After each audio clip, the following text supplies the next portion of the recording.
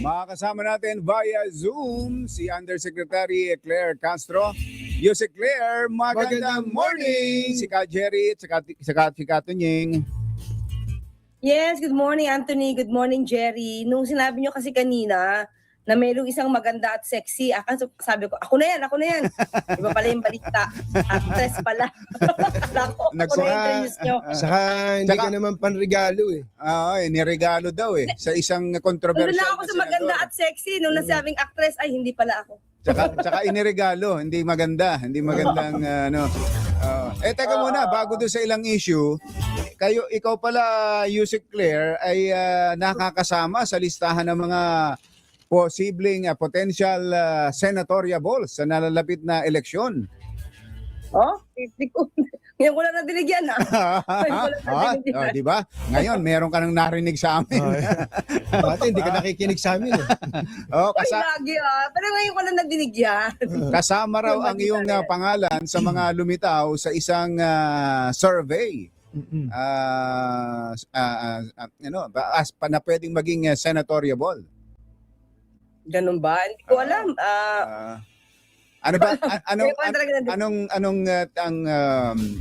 yan ba pumasok na rin sa isip mo, Yusek?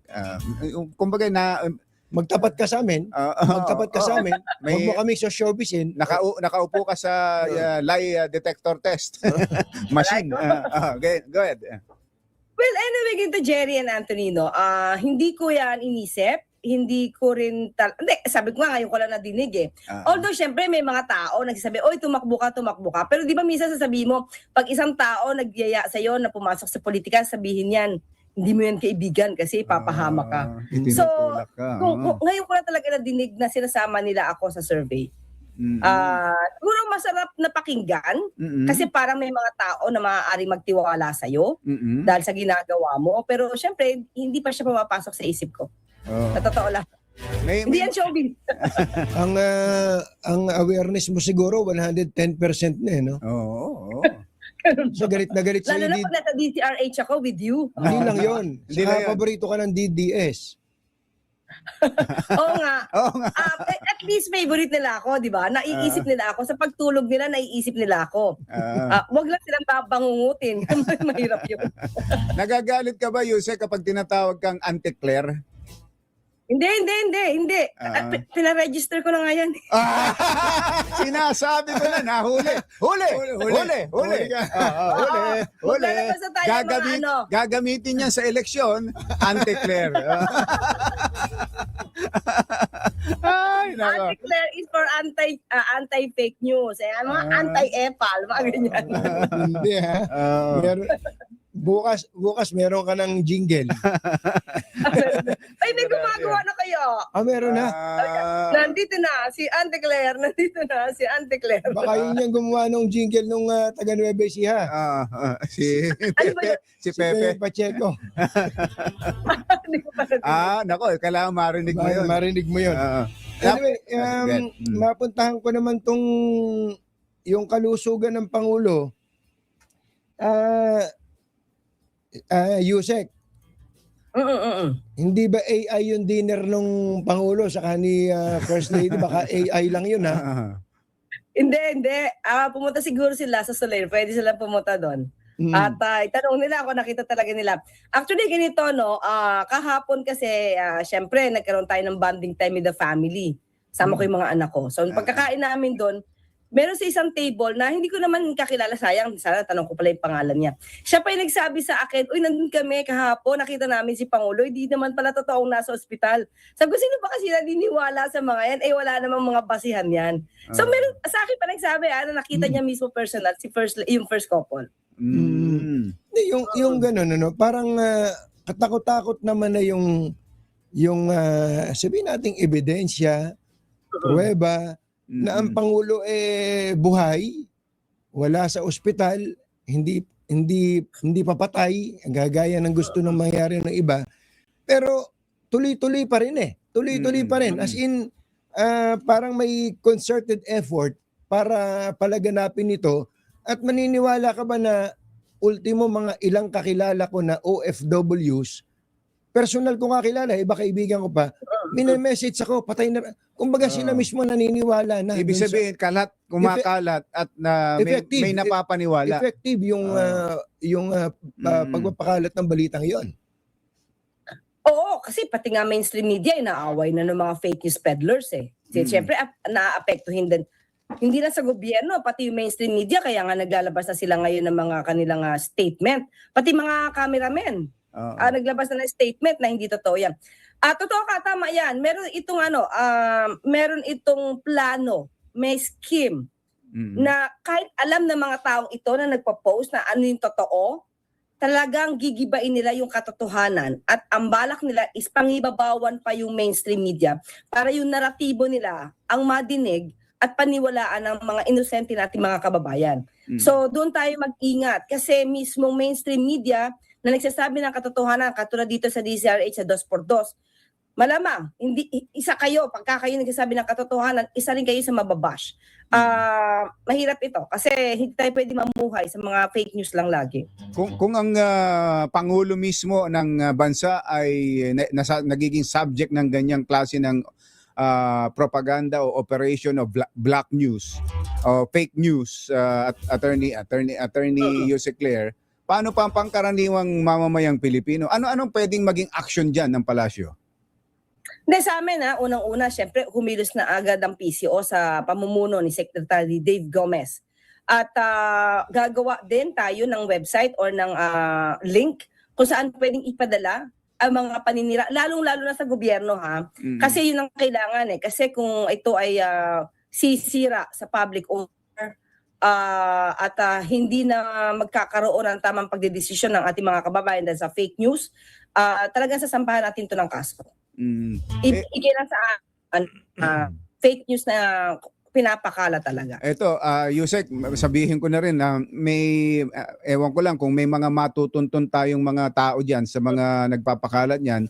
Dahil meron palang technology, may mga ginagamit na gadget, imported na mga equipment na pwedeng magpakalat ng ganyang mga fake news na hindi matetrace kung kanino galing. Okay, so nadinig ko na rin yan, Jerry and Anthony, Pero syempre, kakailanganin din natin ang galing ng DICT natin. Ayan, Hindi tayo pwedeng magpatalo sa fake news. So, gagawa pa rin tayo ng paraan para matuntun ang lahat ng yan. Hindi naman, kumbaga, kung mayroong isang ginawa, hindi pwedeng hindi masolba ma-resolve So, kailangan mabigyan ng solusyon para matugis itong mga gumagawa ng mga kababalaghan na ito. Nung araw ng kagitingan, lumabas ang Pangulo, nagpunta ng Mount Samat kahit kainitan. Pero sabi ng mga nakapanood, hindi, ano yan? May mga binilugan Relive yan, may mga binilugan pang ganyan. Mamaya ba ang Pangulo ay lalabas para i-anunsyo ang pagtanggal ng excise tax? Abangan natin, kasi supposed to be dapat meron tayong marinig din sa Pangulo. So tingnan po natin. Siguro pagkatapos natin ng interview, mabibigyan ko na kayo ng update. May linaw na ba kung ano yung final decision na attorney kung buong tatanggalin ang excise tax o babawasan lang? Alam ko may rekomendasyon na talaga kasi nandoon tayo sa meeting Pero kung ano i-anunsyo ng Pangulo, abangan na lang natin siguro mamaya. Or basta meron siyang i-anunsyo. Live to hindi Live. tape. Ay, tignan po natin. Hindi ko po masabi kung ano sa ngayon. Lalo yung ginagalit yung DDS kapag Ganun ba? Wag naman. Friendly naman ako sa kanila, di ba? Lagi naman akong friendly sa kanila. sa Malacanang press corps ba, kumusta ba relasyon nyo sa Malacanang press corps, Yusek? Ako, sabihin natin na napakaganda ng relasyon natin sa Malacanang press corps. Ano mo kung bakit? Hindi mo kailangan na maging, hindi mo kailangan awayin yung media 'Di ba? Ang media ang kailangan natin, kaibigan natin para maparating kung ano man ang programa ng Pangulo, kung anong ginagawa ng administrasyon. Kailangan talaga natin ng media. At ang mainstream media, ang talagang sasabihin natin na doon tayo maniwala dahil binivet nyo yan Bago yan ilabas di ba? Inaaral nyo yan.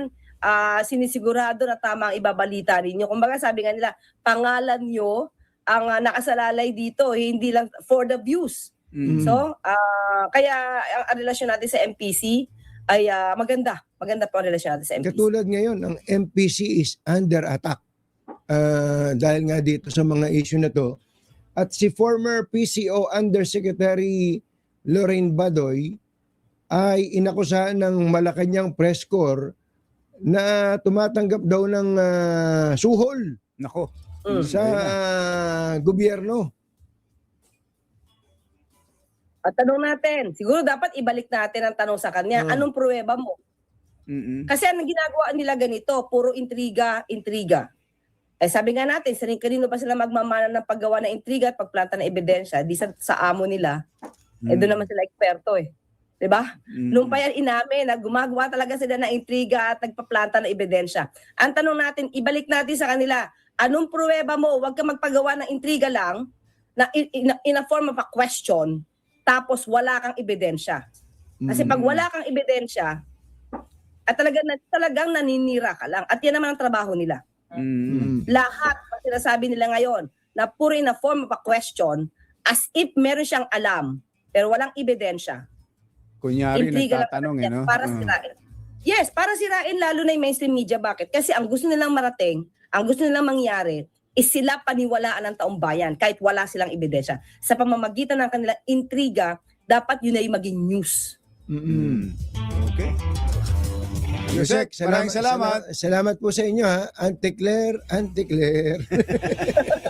Thank you, Anthony, and thank you, Jerry. Thank you. Magandang umaga sa lahat. Good morning po. Yusek Claire Castro. Mga nang